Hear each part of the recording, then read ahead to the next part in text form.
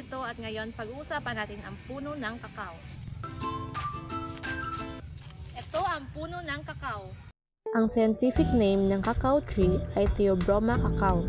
Sa Tagalog, ito ay tinatawag na kakao o cacao. At sa Ingles ay cacao tree o chocolate tree.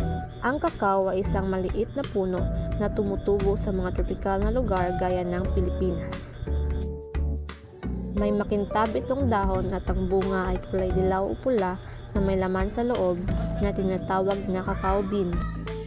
Mula sa mga buto ng bunga nito ginagawa ang tsokolate, isa sa mga paborito nating pagkain. Bukod sa pagkain, may nutrisyon din ito. Ang dark chocolate ay may antioxidants na mabuti sa puso at utak.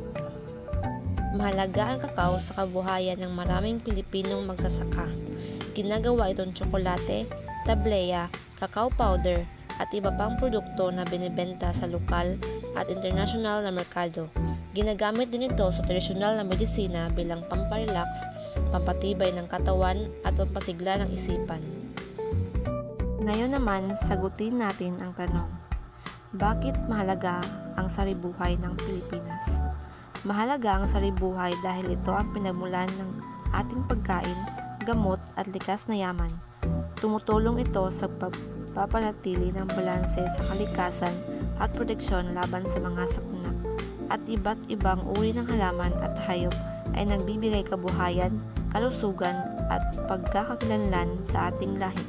Kaya't kung aalagaan natin ang ating saribuhay, inaalagaan din natin ang ating kinabukasan bilang Pilipino.